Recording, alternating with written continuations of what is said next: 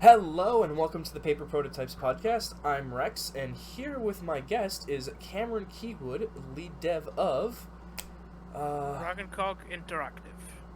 So, Cameron, why don't you tell me what got you into games in the first place? Well, it all started when I was about 3, and at the time I was seen as different from other children. Like, obviously kids at the time played, games like Nintendo and played the PS1, because that's the console I grew up on, the PS1. And I just found gaming just to be like a release, really. Like, I just, get home from school, do my 3+3 sort of maths, and then I just go on the game. Crash Team Racing was the first game I remember playing for PS1. So yeah, that's how I started, and then it's just developed then, really, from there. And how did you start learning game development? That was 2016, but the origins of it really started like a few years, because I'd play games that'd be like, oh, it's cool how they designed that, like with like Mass Effect, and the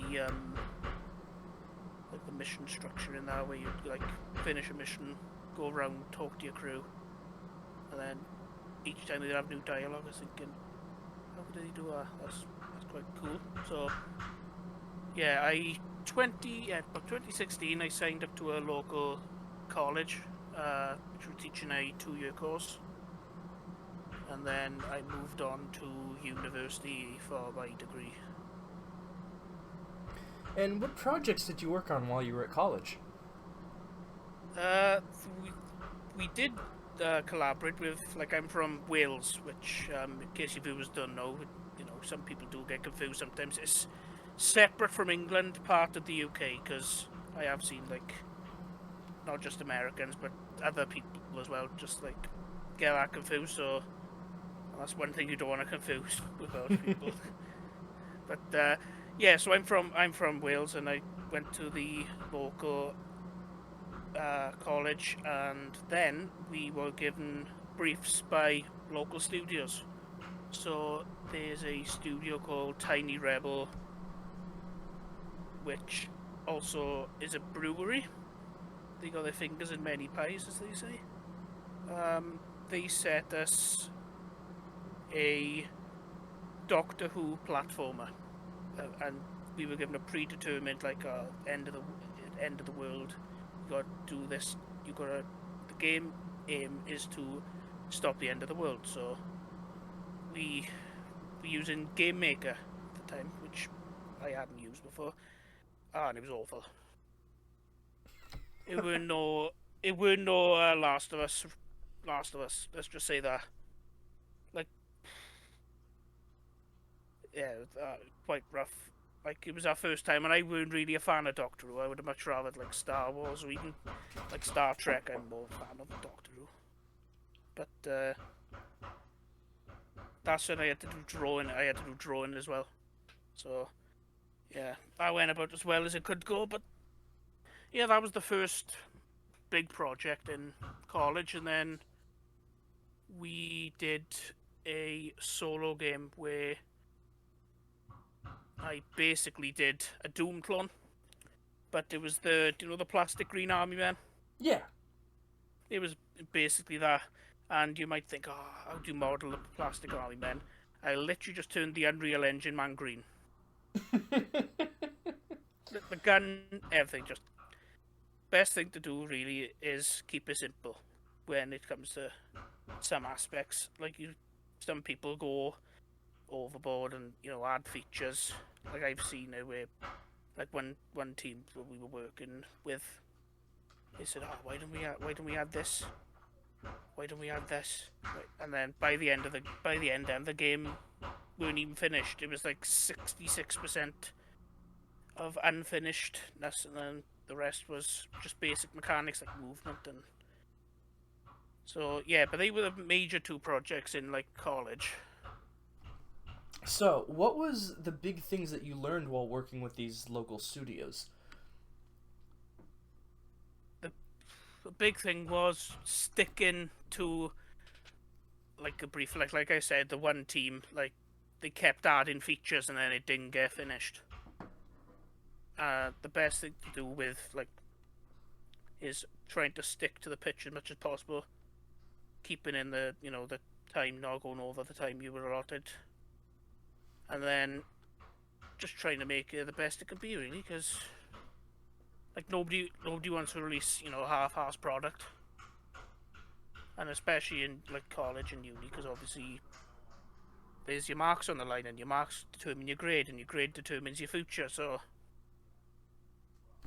but yeah, that was the main thing I learned, really, and just networking, getting to know the people, and not fanboying or fangirling out to them, because like some of the people have worked on like games I'm fans of, like I think the one of the leads of Tiny Rebel worked on Medal of Honor,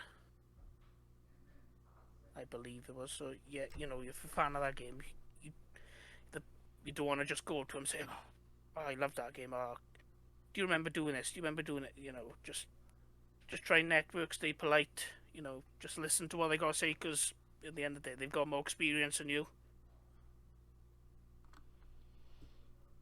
And what was the most important thing you learned during college in general? Not being a dick. That's like to put it, but like the lecturer always gave an example, and every time we heard it, it just made us reinforce. Like I've seen recently people criticizing like devs about Redfall, because that's obviously been as popular as they would like. And then there's people saying to the devs, "Oh, fix the game, it's your fault." And then people are seeing that and going, "Well, you're in the industry. Well, we're not going to work with you if you do this." So, as I was saying, I go off on tangents a lot. You'll have to mind me. My my lecturer used to tell a story about a guy going for an interview, and he talking to the interview, and the interview would say, "Ah, what do what would you improve about this game series?" And the guy spent 15 minutes like totally trashing it, trashing all like about the fans, everything about it. And then at the end of the interview, the guy said, "Ah, that was my game." Oh no. He spent 15 minutes like, "Oh, shit, the level design was shit. Ah, the gunplay, and just thinking about it gives me, ugh." So yeah, that's like, I've had awkward things in my time, like when I've had to give presentations, but that is another level. Oh So yeah, the yeah, just secondhand just not embarrassment. Ugh. yeah, just not being a dick basically is probably the key thing I've learned in this, like in my time in college. I'm surprised how much of like an effort that has to be because I remember I was watching a GDC talk on how to like give your pitch and one of the big tips was exactly like don't be a dick and I'm just thinking I'm sitting there like how do you fuck that up that badly? Yeah, that's like I'm part of Limit Break over here, which is like a mentee mentorship program that they've been running a couple of years. So this is my first year doing it, and this year, I've been interviewing like potential mentees from like different like some of the stories they've said about like how hard it is to get into the industry, and like they've had to reject people based on because somebody else from the team got promoted on a whim. So yeah, I think the best thing to do really is, like I said, not be a dick. Just try and like whenever I see like an indie game, and I think, oh, that's good, I will like retweet it. I like it because that's a rising tide lifts all boats, as they say. And what was the job market for you post graduation? Well, I've got an email folder with about 70 rejected applications. Any, like, all different studios. Like, I won't name names just in case they do decide to hire me in the future. Just keep it on the download. But yeah, about 70 different, like, jobs. And then I was just thinking, and it was the same. Either I wouldn't get an answer, or you don't have enough experience. But how are you supposed to get the experience if you're not given a chance to get experience? So it's like a catch-22. So yeah, that's when I decided, like back in December, to form my own studio to sort of give like graduates that opportunity. Like at the minute, it's like really early, so we haven't got any graduate like designers yet. But we're looking to get funding soon, so yeah, that's something I'm going to be looking at. Just networking, really, just get as many, um, people that knowing about it as possible. And I've had some decent feedback so far from people I've talked to. So yeah, but yeah, it's a hard industry to break into. Sometimes it's just knowing the right person. Like I was talking to a dev yesterday, and he said, he literally he got recommended the job because his sister knows the wife of like the lead developer of the studio. So it's just sometimes it is just literally knowing the right people and being given that chance. So yeah, it's quite hard to break into. I myself am going through that journey. I think the hardest part is not the rejections, but just being ghosted. That fucking sucks. Yeah, that's like to be fair, I've been quite lucky with that. Where I think the quickest rejection I had was 5 minutes. Oh, those hurt. I literally sent this like, yeah, we're not going to read this application. He didn't even put it in PDF form. But yeah, so the yeah, the ghosted ones are definitely bad because you like, but then they get thousands of applications, and sometimes if you haven't got a cover letter, they'll just like, nah, don't need to read this. I've read things where people have said, I have purple writing on mine. People have chucked in the bin. Yeah, I got told any colors on your resume are bad. They only want black and white. And I'm like, okay, I mean, I guess. They brought in, at my college, people, their whole job was just to look at resumes. And they're like, oh, yeah, the average time we spend looking at resumes is about 5 seconds. We're looking for keywords, and we won't look past the first page. You would think they'd encourage colours because, it stands out. But yeah, well, if I have people hiring, people trying to join me, have it whatever colour you want. So that, as long as what you got in there is, relevant to the position, I don't really care what colour it is. As long as your work shows through, that would be like the main hiring point. What's been the main challenge so far in starting a studio?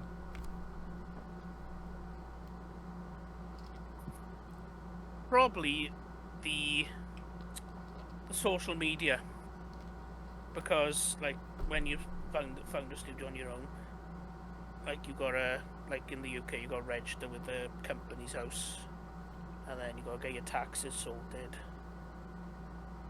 Compared to like trying to get noticed on social media, that was easy. Because there's so many developers, indie developers, fighting for that attention of people. So it's, you've got to do something to stand out, which is quite difficult to do sometimes. You just feel like you're screaming into the void. It's like, come look at this game, look at the game I've made, look. 2 retweets. Okay, yep. I don't know what else I could do differently. Hire a celebrity, maybe. Get someone to promote the game. But you need money. So yeah, it's quite, but definitely the social media aspect, like people who are community managers and can come up with great content like I, salute them, because that is what I'm finding the most difficult at the minute.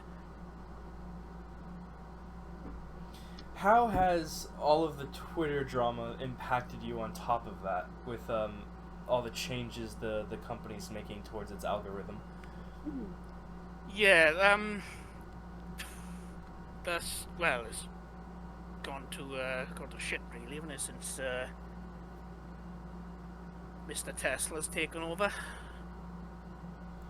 But, yeah, so I'm finding it. To be fair, I didn't really use it before he took over. Like, I only started the studio in December, so I think he'd already taken it over by then and made changes and fired people and just done what a split rich billionaire wants to do. But yeah, I've noticed, like, I'm getting a lot of like spam now, so which obviously makes it, oh, there's hot singles in your area. It's like, yep, don't care, game dev, too busy. But yeah, it's quite difficult sometimes to like find relevant people to network with. Like, Discord is great for that because you can type in, go on a channel, like-minded people. Twitter sometimes can just be a hellscape, negativity. So it's great for like sometimes meeting people. Like, I've met a couple of people through that, and then I've networked with them and we've got on. But yeah, it's not as good as it used to be. I actually met the artist for Grease and Gristle on Discord. I was moving around and I popped in and I was like, hey, does anyone know an artist that'll work with me? And someone pinged a separate artist and went, this project, you should work on it, your art's really good. Yeah, I've seen it. I like, I'd love to be able to draw. That's like the one thing I wish I had in my bow. To be able to draw, because I go on Twitter and I'll see people and it's like, oh, you drawing that? I can't draw a stick, man. They get the shading and the eyes and it's crazy. Like the thing I found is one of my later projects was like a solo development, and I decided to do a visual novel because I don't mind visual novels. I wanted to learn Rempe, the engine, because we'd only used Unreal in university and college, so I wanted to learn a new engine. I wanted to do Unity, but I thought I wouldn't have enough time to really get like into depth about it. But I'm alright with a bit of Python coding, so I'll do Rempe. And I needed art. Now, obviously, this was a last year project, so I reached out to, does anyone know any artists? Like, I didn't have the money to pay people, so I was like, but obviously that's not very suitable for artists because they need to be paid too. So I looked into and tried AI art, and before people bite my head off, if I had the money to hire an artist, I would have hired an artist. Don't get me wrong, like, people who are artists deserve to be recognised and not have their art stolen by AI. But for small indie studios, I think it's okay. But when you have like Ubisoft using AI scripting for character NPC character dialogue, that's when I think it's a bit wrong. But for indie studios, I wouldn't encourage it, but I can see why they would do it. So yeah, I did a visual novel with totally AI art. I did the story, but yeah, the art was AI. It turned out alright, but yeah, would have much rather an artist, to be fair. Working with an artist has been a lot more enjoyable because they have you ask questions that you wouldn't think of. Yeah. Like, on the character in the Discord icon I have, there's a crest, and he asked me, oh, what symbols you want, and I hadn't even thought about, what would be important symbols for this faction, which, AI just wouldn't be able to do, but unfortunately, I also almost went down the AI route just because, to do game dev, you have to learn the programming, you have to learn the music, you have to learn, then you have to learn how to be an artist, You have to learn Yeah. sound design, which is a different field than music, and just you also the main discipline you're supposed to be learning is game design as an aspect. But holy shit, there's Yeah. too many hats to wear. You just have to do everything. Yeah, you just have to do everything. So I I find I quite like doing like sound design, like editing, like sounds, making sounds. I found a YouTube video on this. It's like a popular, I think it's a popular video where a baby runs into a door and starts crying, and it's like he's crying, and I slowed it down, added a bit of reverb, and it sounded like a World War II like bomber alarm. Oh, that's one And way to do it. Yeah, it sounded like I showed the lecturer. He said he couldn't tell it was that video. It was like I really enjoyed doing that with the yeah, that was fun. But obviously it's not just that, you've got to add the music. Like every discipline adds something to the game. Like there's some games, like I think there was this one, I think it was The Quiet Man. I think they were trying to go like, showcasing a disability because the main character was deaf.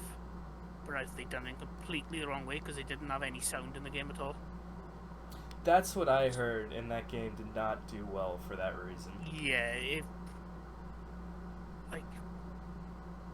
it's like they could have gone about it differently. Like I don't know how they could have done it because like I'm not an expert on they probably talked to deaf charities about it, but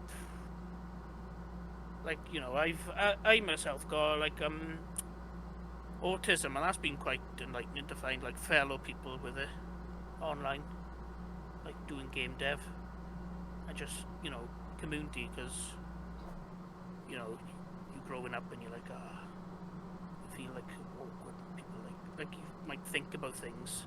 I still think about things I did like 15 years ago that were awkward, and I think, oh, why did I do that? It's like 3 o'clock in the morning. It's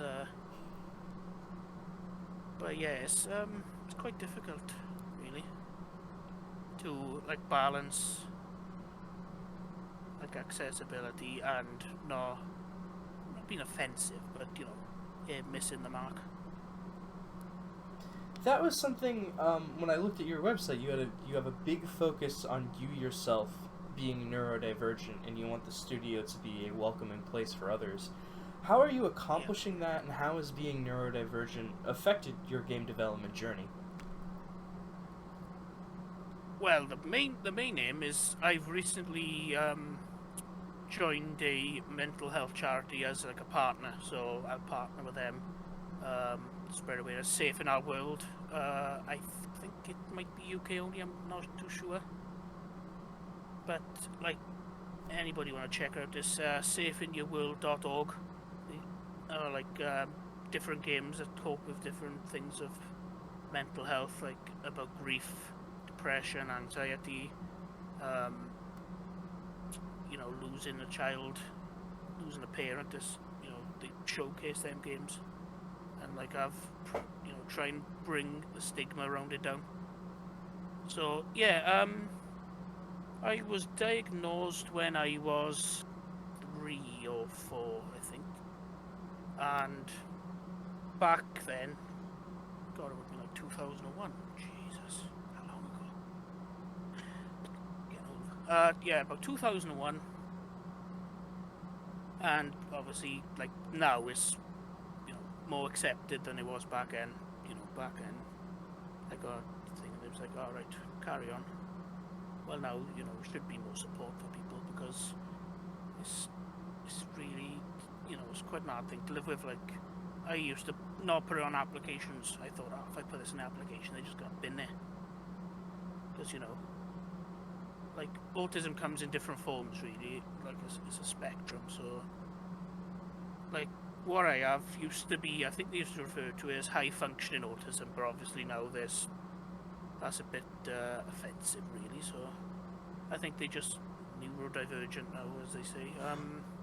Yeah, it was Asperger's syndrome, the one I'm diagnosed with, which I think they changed the name of that as well, because I think he turned out he was like related to the Nazis or something. So Yeah, that's a good start. But well, in my game dev journeys, I focus on the little details. Like when I'm doing a presentation, I'll make sure that the slides are like, you know, nicely designed. Like I won't just have plain white. They have to be nicely designed. You know, graphics and images. I like, you know, like graphic design in my spare time, not to a good level. Design like video game covers and different bits of artwork for people. Just do it as I enjoy it. So yeah, that's probably the main way it's affected me. Like I'm quite detail orientated when it comes to like design, like, you know, how things look. Sometimes to the detriment of the like project. So yeah, but that's like one thing I'm learning now. Just get it thinged and then refine it later if it needs to be done. Would you consider yourself a perfectionist on your own projects? I wouldn't say I'm a perfectionist. Like sometimes you're just doing something and it's not working, and perfectionists would keep going until it works the way of like it works in this way. But I'll be like, oh, if I can find a workaround, I'll do it that way. So I'm not really a perfectionist. It's just I don't know. It's like things have to be designed like, you know, with my branding, like I got green, red, and white, which are the colours of the Welsh flag, and I've actually used like the hex code colours from the actual flag as like the logo. And then any branding I'll do with the like the website or the logo, I'll use them colours. So yeah, that's probably the main thing, design. But yeah, I'm not really a perfectionist. A big focus also on your studio is that you proudly display that you're a Welsh studio. Why is it so important that you demonstrate that sense of pride when it comes to your studio? Yeah, the Welsh gaming industry is still quite in its infancy, really. I think I was the 70th studio founded in Wales. There's 3 million people in Wales. So, you know, 70 game studios, and then I think most of them are indie. There's one quite big studio. People might know Wales Interactive. They do like FMV games. They just released another one yesterday. They do quite well. And yeah, they're like the most well-known studio in Wales, really. I think they're like the second biggest maker of FMV games. And yeah, I've talked to them a couple of times. They're quite great. They're quite supportive of like, for me, fellow Welsh studios and indies. So yeah, this just trying to get the word out there, really, that, you know, Wales is a place where games can be made as well. Well, one thing I can say for certain, you guys have one of the best flags I've ever seen. Yeah, probably the best anthem as well. Like now I need to listen to it. Yeah, it's you know, like I don't speak Welsh. I'd love to be able to speak Welsh because, you know, there's basically got thinged out of us by the English, but I wouldn't go into that because it'll take 200 years to explain it all. But yeah, so like, you know, I'm quite proud of being Welsh, and well, like anyone is, I suppose, of the country. Like, and I try and represent it to a good standard. So, Cameron, how have you been financing the studio? At the minute, it's savings. At the minute, like I had like some savings put away from my university grant. Like, you know, I didn't live at halls in uni. I lived from home, so I saved as much money as I could really from that, and then I'm currently, you know, financing it with that. So eventually, I will need, you know, to like, I don't know, like Kickstarter or just raise the awareness out there. But yeah, at the minute it's going alright. I've got business cards and I've got the social media, the branding, the website all sorted, and I've still got a pretty chunk of change, as they say. And what's your day-to-day life been running the studio? Well, recently I haven't been doing any development. It's just networking. That's like one of the main. Like I've read a couple of game development books. Are the main things they said are wherever your time estimates are, double it. Was one key point I've taken on board, and you'll spend 90% of the time doing anything other than making games, which is also true. So yeah, it's just been like networking, just getting to try and know people. We just released our first game last week, actually. Like a matching memory card game based on like different monsters, and it's got a really complicated name of Monster Memory. Should pay the guy who come up with it. But yeah, that's just come out. I think it's been a week, so on Steam. So yeah, that's. But yeah, 90% of the time is spent not doing game development, which some people might think, some people it is quite fun just to go into Unreal and build a like a block out a level. But yeah, I spend 10% of the time maybe in Engine just working on stuff. And what other projects is your studio currently developing, or are you still figuring out where to go? I've got a list, and people would think, I've got about 10 games on our list, and I think realistically they could all be, made. I'm trying to prioritize them, like where I can do most of the stuff. Like some of them are, going to be expansive, and I need more. But well, if you want, I can give your listeners a sneak preview of our next game. Sure. It's in the Monster Memory series. Well, the Memory series, but that's probably copyrighted somewhere. It's based on African animals, and it's called Jungle Memory.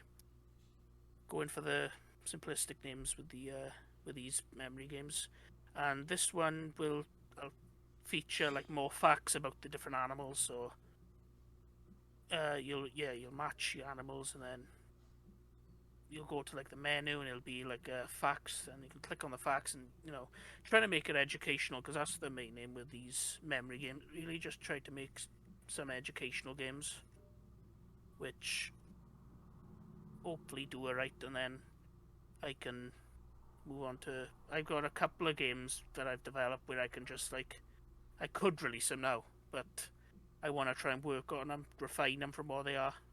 But yeah, that's probably the next project. I don't have an estimated time on that. It might be June, but I'm not 100% yet. And how's been the reception since releasing this first game of yours?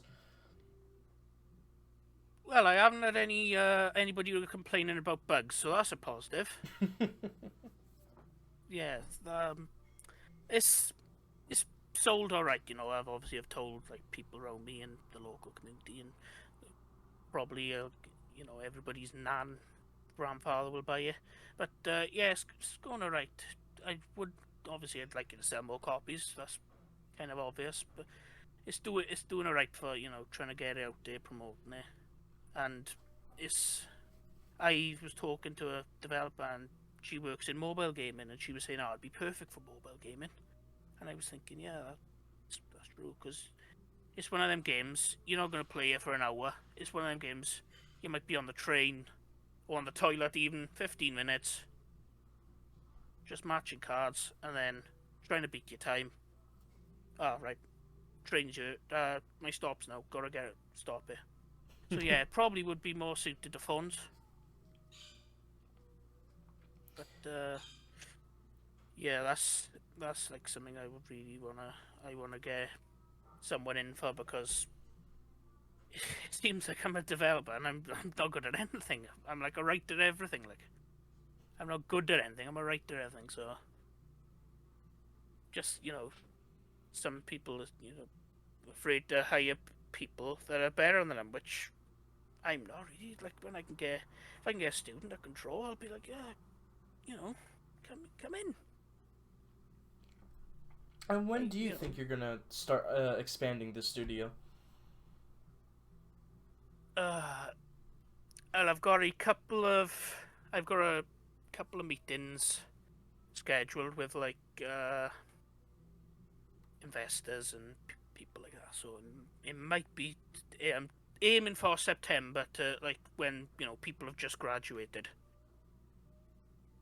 I'm aiming for September. It's going to be quite difficult, obviously, because at the minute it's just me, just trying to do everything. But yeah, if I can get like an artist and a programmer on from like just fresh out of uni or college,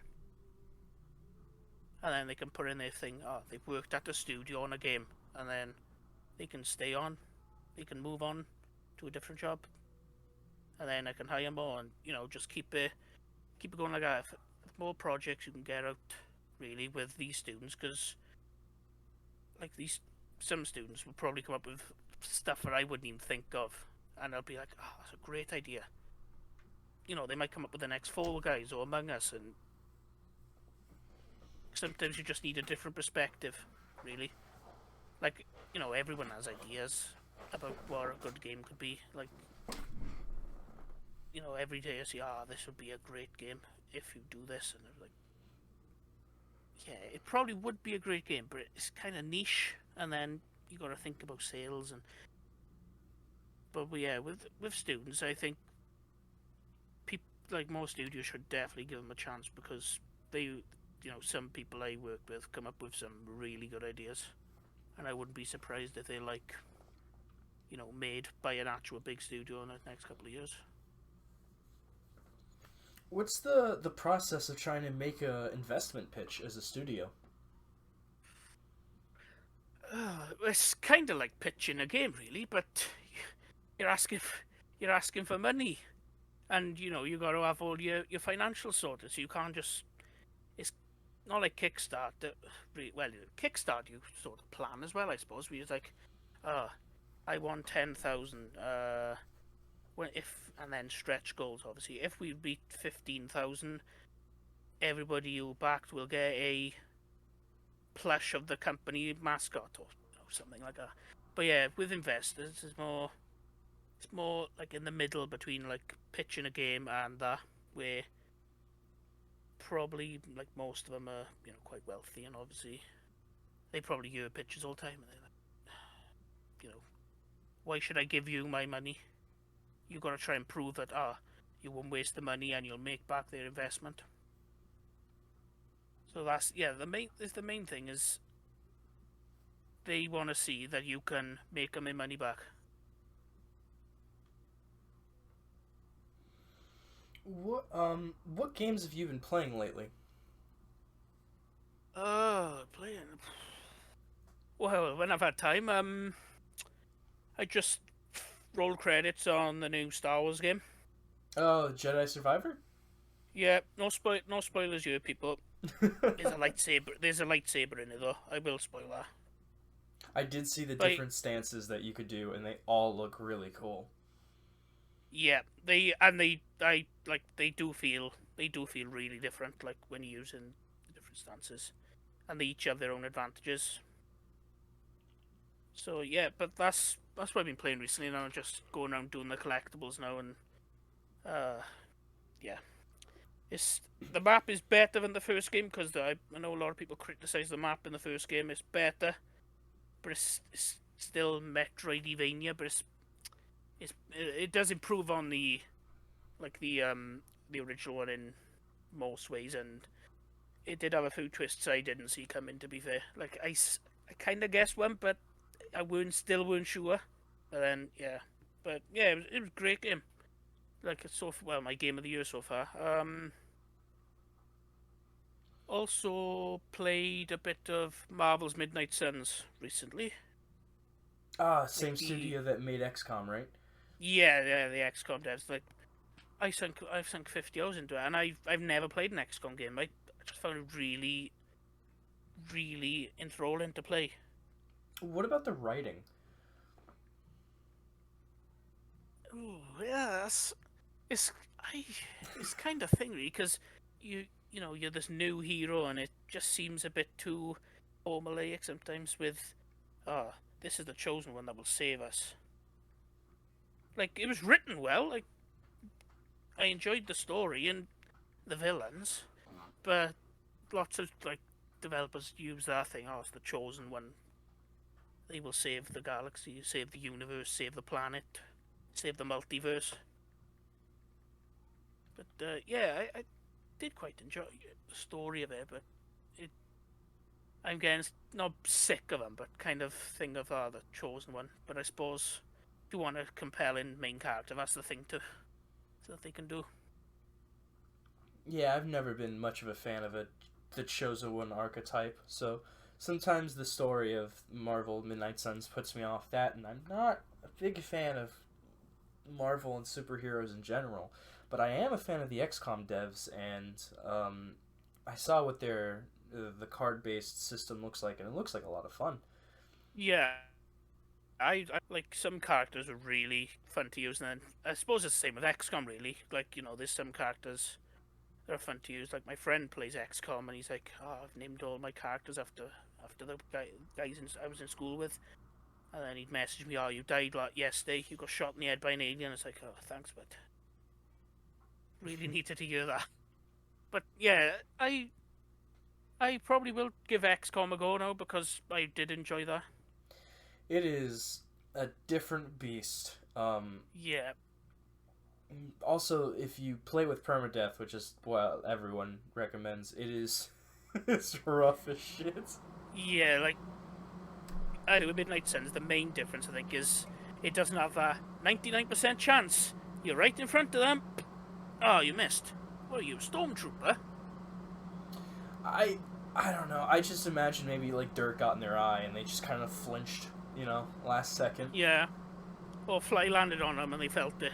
Yeah. I I could excuse it if it was like I remember I was reading statistics about like war and like the accuracy rate of like in training versus actual combat's completely different because Yeah. in combat a lot of men would flinch because they don't want to look at the person they're killing. Um, Yeah, it's a big thing. Like, you see people and they've been to war and then they come back and, they hear like firework go off and it just takes them back. And yeah, it's quite a serious thing, PTSD. but I imagine after like if you're a veteran and you're hopped up on combat stims and this is your like 30th combat mission, your aim ought to be a little steadier. Yeah, it should be, but, probably don't get. From talking from experience of not having killed anyone, I can't imagine what it's like. But, probably like some people like it, which is, like some people, oh, I played GTA growing up. This is fun. And then there's other people who are a bit more. I played GTA growing up, but that was just a video game. I'm not comfortable with doing this, and we're probably fighting for a stupid reason. I would hope most people are in the latter camp. Yeah, me too. But there's probably a couple. There's probably a couple out there that like keep account. Like I know snipers do it. Like not all snipers, obviously. Hashtag not all snipers. Oh, jeez. But yeah, but not all snipers. But some snipers probably keep like a kill count of how many they kill. Like my friend's big into his World War II history, and there's this Finnish sniper, and he killed like 500 people. Oh, the White Death. Yeah, White Death, that's the one. Yeah, and like he got shot in the head as well. And I was like, Jesus.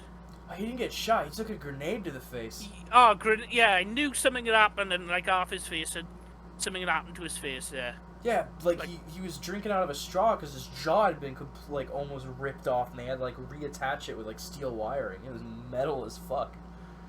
Yeah.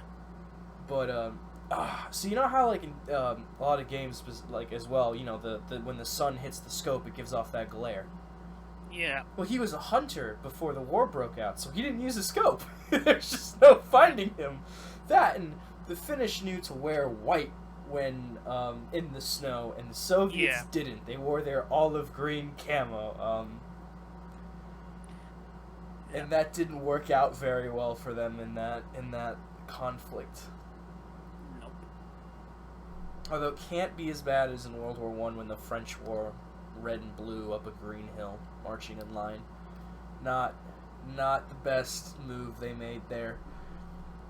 No, it's like, you know, I know some things about the wars, like obviously because like I've Remembrance Day here, and you know, and then you could learn about it in school, like you know, D-Day and like big battles. But my friend, like I went on ChatGPT, funnily enough. That's another thing mental that I find that crazy. But I went on that and I said, 10 obscure World War II questions. And he got them all, and I was like, you a wizard? Were you there? Like, you know, some people have, like, it's prevalent with people with autism, really, I think, with special interests. Like, mine, like, they seem to change every couple of years. Like, I like wrestling, I like football, I like games. Sometimes football will take a backseat to wrestling and games. Sometimes wrestling will take a backseat to football and games, and then games sometimes takes a backseat as well. But it's mostly a combination of them three. Honestly, I think that's more normal. I mean, at least comparatively to, like, sometimes I talk to people and they're like... Because, like, if I play a game, you know, sometimes I might get addicted to it. I'll play it for, like, maybe 5 months, potentially. That's, like, the max. And then for whatever reason, I'll drop off and then pick something else up. But the people who are like, yeah, I've been playing this one game every day for 3 years. I'm like, how the hell do you do that? How? Yeah.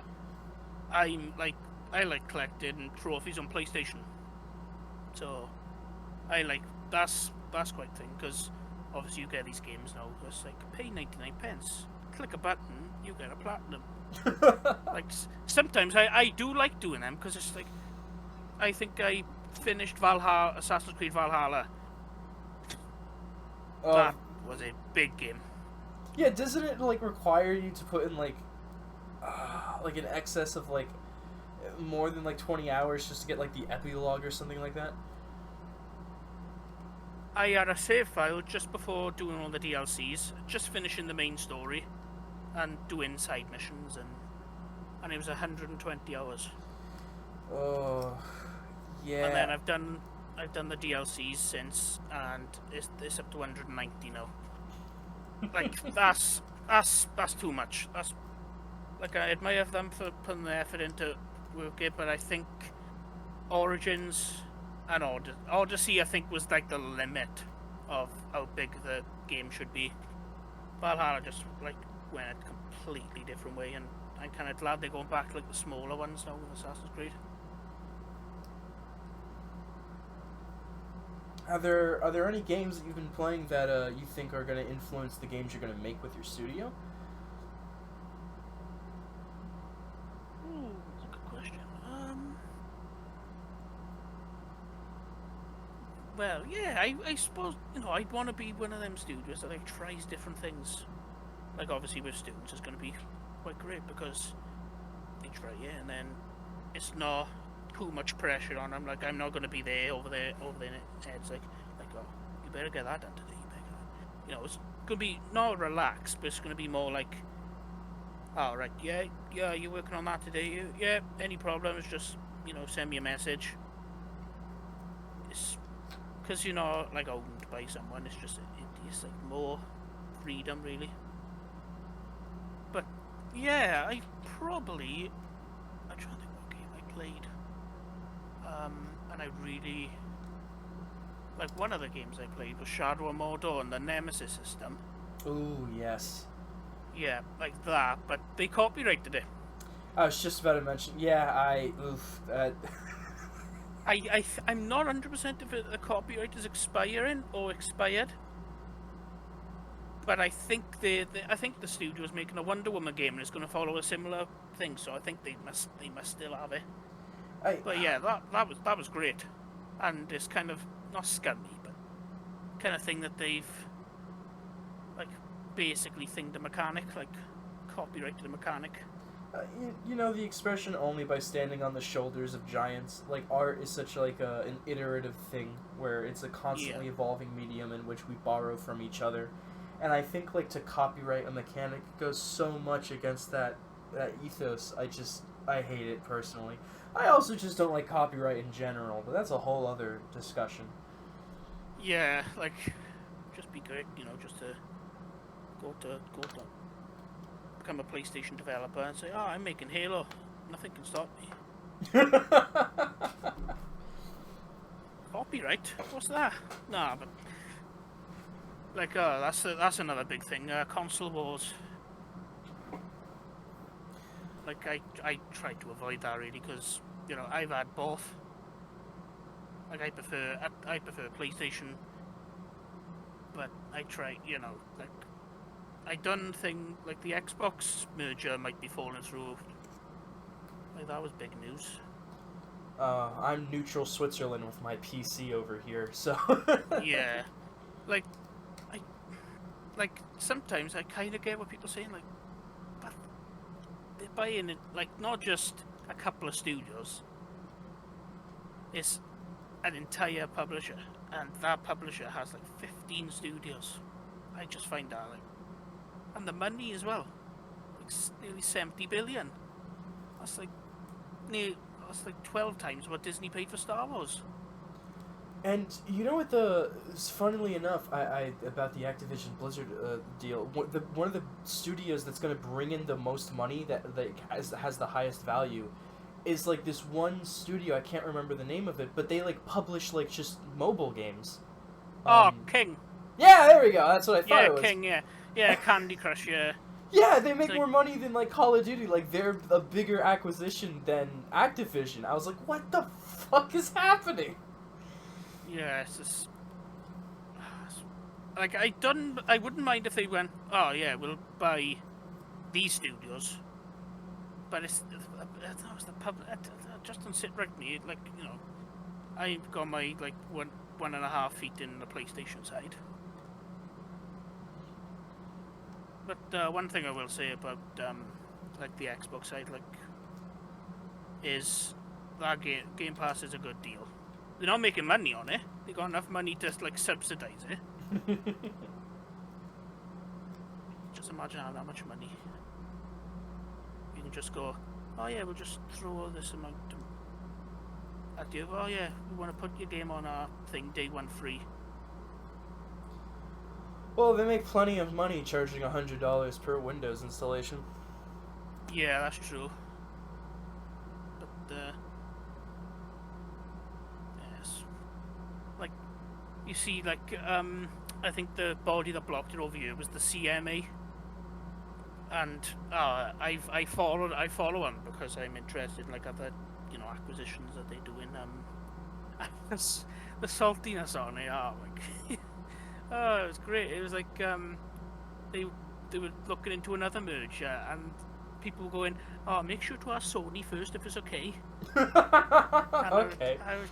I would just say 10-15 minutes, just like look, I was like, so yeah, that's I just don't get it. Like I prefer playing on PlayStation. If I see someone on Xbox, I'm not gonna go, "Oh, your console shit." Well, Sony's quite happy, I suppose, because the UK and their commission shot down the deal. I wish I knew more of the details, but they were like, yeah, we don't want this to go through because we're worried about its impact on cloud gaming, of all things.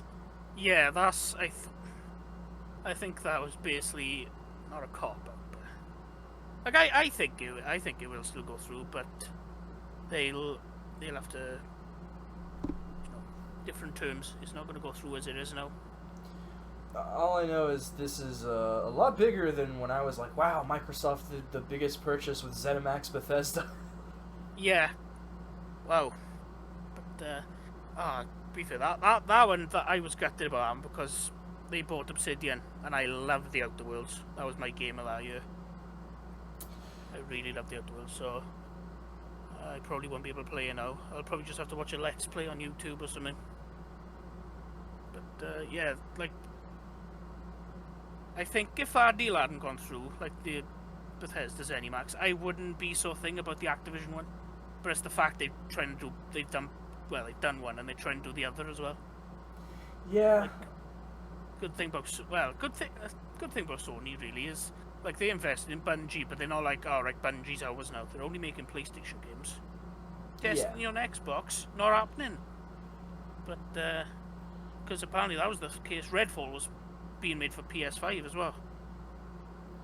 I wonder if that was like a case of like, no, we want to keep our game to our platform, or if it was a matter of, listen, you got other things to worry about. Do not worry about this port.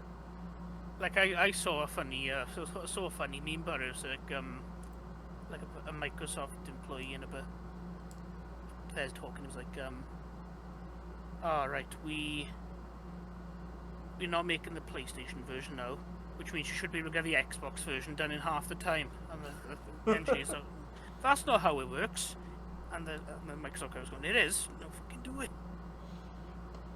So yeah, that's like I find it amazing sometimes. Like people who aren't devs have like opinion on development, and there was one a couple of months ago, and he went, "Oh, everybody knows the studios do all the graphics first." I mean, they'll throw together some art assets and 3D models, but that's about as far as it goes. Yeah, like this. He was saying, far. They done everything. They done all the graphics in GTA first. They done all the city and all that before they even done anything else. It's like, no, they did some gray boxes to represent the city. That's as far as they went. like there's that meme going around. It's like the Unreal Engine tick box. It's like, make game 4K. Add multiplayer, and that's tick the boxes. one. That's the one that gets under my skin, because being a dev, multiplayer means learning netcode, which is a whole beast. There's a reason that when I go to game jams or talk to studios, they're like, okay, you're the game dev, and you're the multiplayer. Like, your entire job is just to get multiplayer working. Like, there's a reason those are different disciplines. And to think that, like, oh, just hit the multiplayer button in Unreal. Oh yeah, multiplayer button. Like I was talking to a developer, and like he was saying, he's been working on a project for a while, and it's not due out for like about 4 or 5 more years. Oof. And it's just like they're just getting it, getting all the basics down, and then there's people like, we can make GTA 6 in a year. Easy. Yeah, if we wanted to look like a PS1 game. That, or what I don't get is like people who get mad when a game gets delayed. Although I blame you for that one. If you pre-ordered, you should know better by now. Yeah, that's like people with Cyberpunk. It's delayed again, and they were sending death threats to them. It's like, all right, we better release this thing then. Why do you release this? It's clearly not finished.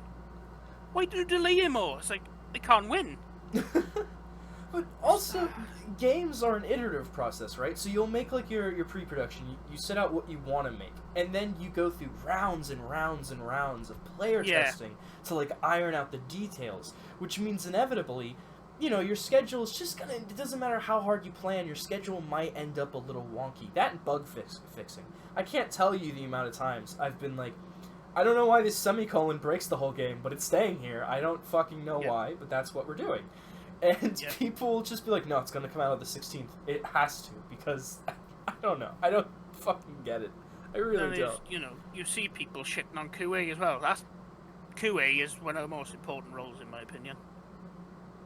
And especially as a Especially for like triple A like games. If you like half-ass on your QA, then that's like, QA. People say, yeah, if you want to get in the industry, just go in QA, just look, that plant is out of place. Yeah, just write that down. Oh, you're golden. It's like, no, it's not. Like I've done a bit of QA for a couple of studios where the game hadn't been revealed, and it's like you're under NDA. You obviously can't talk about it, and then you're seeing that was the first time I thought, I'm in the industry really, when I was like looking on the Gaming Leaks Reddit, and I was like, this studio's making a new game. It's expected to be a space-themed game, just say. And I was like, damn, where did they get this information? And it didn't leak until it was revealed at Gamescom last year. Oh, that's good. And it didn't leak, so that's another. Leak culture is quite a big thing as well. Like I don't get people to spoil things for people. Like, I talk about Jedi Survivor. Imagine I just come out and said like the big twist. You'd be like, right, this ain't going online for at least a year. But yeah, it's just, there's so many things wrong with the industry, but then so many things that they're starting to get right, like accessibility. Like that is one big thing I really want to focus on when I'm at a place to be able to, like, my father's colorblind, so I'll always say to him, do these colors look alright to you? Do you know about a Game Maker's Toolkit? Yeah. Every year he does like an accessibility roundup where he covers the big games, how well they've done accessibility. Yeah, what the they get in so much better now. Like, Jedi Survivor got an arachnophobia mode. You can turn off spiders. And there were news articles reporting it. Oh, you can turn off spiders in Jedi Survivor. And the headline picture was of a giant spider. It's like, oh yeah, Arachnophob's really going to read that, eh? But yeah, Horizon did it as well, because I just finished the DLC for that as well. They had, like, I think it's the fear of being in the ocean underwater. I think it's Thessalobia. Yeah, I believe you got it right. They did a filter for that, so like every 5 seconds you'll have like a giant ping, like shockwave in the sea when you're in it, and I turned it on because it's handy for finding stuff. But some people, that might just be what helps them get through the game. So yeah, accessibility is a big thing. I just want gaming to be as popular as it can be, and I often I don't aside from ADHD, I don't really have anything that hinders me, so I think it's great to see accessibility because it teaches me to be more aware of game design principles that would be helpful. Like I've learned like a big thing is that when you make like colors in a game, you can make it to where you actually just code the colors to be a default, and then you could have the player change the hue so they could set whatever color they want, especially if they're colorblind. That way you don't have to, learning techniques like that make it easier going forward to be more accessible. Yep. Like, they just getting really good at it now. So Sony, I think Sony and Microsoft have done quite well. Like, I think Microsoft did something for Forza. I can't remember what it was, but they won like an accessibility award. Well, did you see their controller they made? They made like a separate. It's like a huge box that sits on your lap, and it's almost like, it looks like a turnstile, almost like a DJ set. Yeah, it reminds me of DJ Hero. Oh god, I had that for Christmas. One year. Played it for 10 minutes, never again. It's like I think it's one of them jobs where it looks fun, but then, like, oh yeah, I get to scratch records, but then obviously it's more complicated now. You gotta mix them just right, and yeah. But another thing that bugs me really is gatekeeping difficulties. That's another accessibility thing really, because like, I'll play games sometimes on normal, sometimes I'll play them on, like, some games I'll play on hard, like Sniper Elite. I often play on like authentic difficulty. You gotta for the real Sniper Elite experience. Yeah, like then I might do a play. Oh right, oh I'm doing collectibles. Am I? Oh, very easy. We can just like walk up the enemies and just dance around them, and they just miss you like stormtroopers. But yeah, I've seen people doing that with the Star Wars, where like there's a bit where you're like doing a ledge thing, and the stormtroopers are shooting at you, and they keep missing, and people are going, "Oh, this streamer's playing on easy mode. You can tell she's a girl and all that." And I was like, "No, What? that's just accurate to the canon because they're crap." Ugh, that's gross. Yeah, like that's another thing. Like people, shitting on women streamers, and like I think gaming's thing for all. Thing for all. Like I don't care as long as you're a decent person. And you like games. I'll get on with it. Not that I don't hate people that don't like games. Don't get me wrong, but I'd more likely get on with it, people if they like games. Like the one thing, because it's not really my autism, but it's like I usually quite like see things, one way or the other. So learning about like all these different like gender identities being quite eye opening. Just trying to improve really, because I wouldn't want to make people feel uncomfortable by saying the wrong thing. That'd be one of them things. I'd be like on my deathbed in my 80s, be like, oh, I can't believe I done that 60 years ago. Well, that's if I make it to 80. But yeah, that's just accessibility and inclusion. That's two of the main parts of the studio. It is kind of nice that statistically, gaming has become more and more accessible. From like over half of elders have reported playing games. Granted, it's mobile games, but it's a great show that they're like acclimating towards the industry. And at least getting it's a way for like everyone to relate to them, because everyone has a phone, quote Blizzard. Yeah, like yeah. And my parents aren't really like gamers. Like I tried to get my dad into it. And, like I showed him like one of the scenes from Jedi Survivor, like one of the big reveal and scenes, and because he's a big Star Wars fan, and he was looking at it like, oh, I don't really care, you decide who wins. I was like, okay, yeah. I'm just gonna not bother with that again. But yeah, different generation. It's like, oh, you should go outside more. Go on your bike. My friend's dad still refers to his PlayStation 5 as the Nintendo. Every console's a Nintendo. Yep. But his main language also isn't English, so for him it's just easier to call it like that's just that's what the word got associated like for game console. Yeah, it's like, oh, go on your Nintendo. Yeah, I get it. But I view it all different ones. Oh, how's it going on your Playbox? It's like, and you don't want to be rude and correct, because that's like one thing I don't like it when people spell words wrong. It's just a thing. I just hate it, and like I try to, no, like people I know, I'll not correct them, but I'll sort of like do like the asterisks and then spell it right. I'm trying not to do it online because I'll just be hated.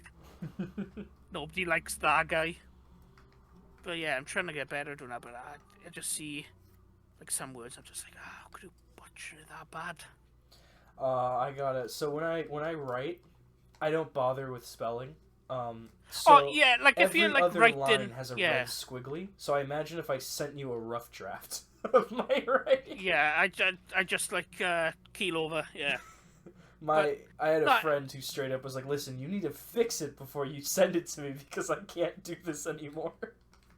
Yeah, like I can imagine I'm trying to adapt to different people. Like some people, they might have dyslexia, and that's obviously they can't help it with that sort of. I'm trying to get more understanding, but it's it's not easy, but it's getting better. Like I'm doing it less now than I used to. But yeah, it's kind of weird. Just that's the way my brain works. It's like you spelled the word wrong. How do you And think? it's Oh, sorry to cut you off there. no, go on. I'd finished. How do you think indie developers can be more inclusive? Because we have such a limited time, we have a limited budget. It's tough enough to get a game out the door, but then to add Yeah, all of the accessibility options. So while the AAA industry is becoming more accessible, there's a high barrier that indie devs I want to say they can't really bypass. How do you think they're like? What would be a good solution to be able to handle that? I think well they should be like I'm doing with the students with the graduates trying to get them into their first studio. Which means there should be like a middle ground for accessibility as well, where like somebody who's worked in that field in like the AAA can like go to different indies, say, oh right, you gotta this is what you gotta not gotta do, but this is what you could do, like in a simple way to try and make it work with the accessibility, because you're never gonna make a game 100% accessible for everyone. It's just impossible because people have different like phobias and different types of color blindness, and people are deaf, blind. You're never gonna get like 100%. You can try and do the best you can, but I don't think you're ever gonna get like the 100%. But yeah, I think people need like a middle, like I would say middleman, but people with like middleman, middle woman, middle other. I don't know what they'd call them. Like a oh man, Accessibility coordinator. There we there we go. go. Just thought of that. There we go. An accessibility coordinator. So yeah, just like someone who's worked in that space in the AAA world and can like assist indies. Maybe go to like indie dev things. Maybe help with game jams. Because everybody games really.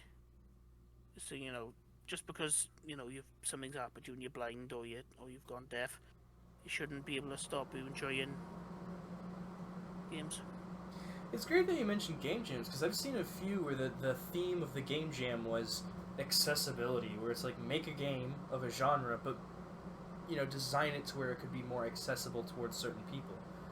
Yeah, we had like a game jam thing at university where we had 5 different things to do over 5 weeks. Like the first was design a card game. I think the second was to like showcase a 3D art exhibit. Like the third one was great. We had a song from a playlist, and we had to make a game based on the lyrics of the song. So we chose "Every Breath You Take" by The Police. And we turned into like a horror game where you're being chased by an entity, and I actually got like lines of the song and distorted them to make them sound like not screamo sort of thing, but kind of like a mixture between screamo and ethereal voices, and it sounded great, it looked great, it played great. Went to demo it and the sound weren't working, which was what I mostly worked on. So it's like, yeah, this looks good, but you can't really tell the sound. It's like, well, yeah, the sound ain't working. But one of the main parts of the game. So, but yeah, I enjoyed working on that. That was quite a fun game jam. Game jams are one of my favorites, although they can be. I think the first time I was learning to do game dev, I entered a game jam, and I didn't realize that like if I just exported the game file, it wouldn't run. I needed to convert it into an executable.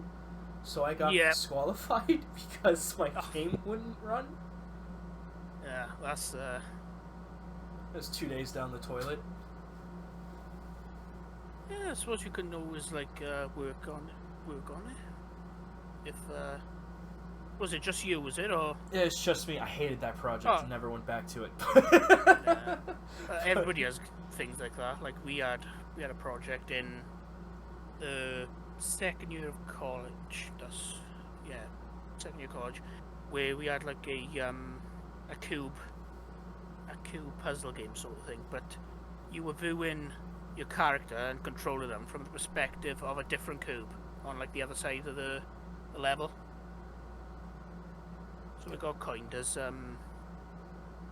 second person because technically, and you could switch between the two cubes, and that was a right project, but I didn't really enjoy it because I weren't leading it. I was part of the team. I was just doing level design. But then I think we failed on that project, and I had to reset, which basically meant, you have to do another project for 3 months. Oh, great. So I decided, literally the same sort of game, but start from scratch, like get rid of everything, and start from scratch everything, like to my own designs and that. So yeah, I made that and I passed with that. So, but yeah, sometimes you try like mechanics and they just don't work. Like second person, I hated working on it. I have been like fiddling about with it, recently, and I've been thinking, if I could get this where it's kind of fun, it might actually do okay. So yeah, that might be in the future. But yeah, one thing I did not like was the second person thing, because sometimes you'd get stuck on a corner and you wouldn't be able to see. It was like sometimes you would have the cube higher than the other cube just so you could get it to like the end of the level, and you had to jump.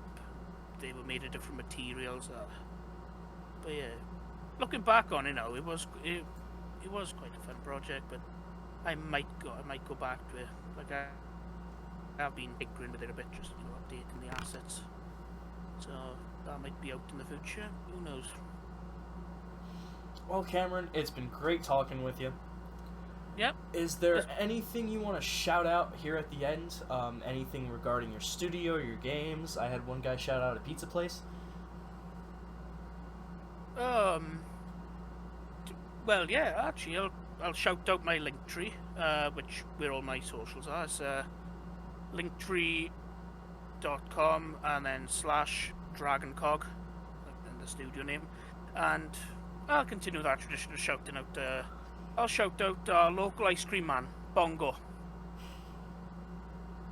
Comes to the street every so often, get a cone off him. So yeah, that guy shouted out a pizza place. I'll one up with an ice cream man. Oh, there you go. Yeah. Thanks for tuning in, and look forward to the next episode of the Paper Prototypes podcast. Bye. Bye.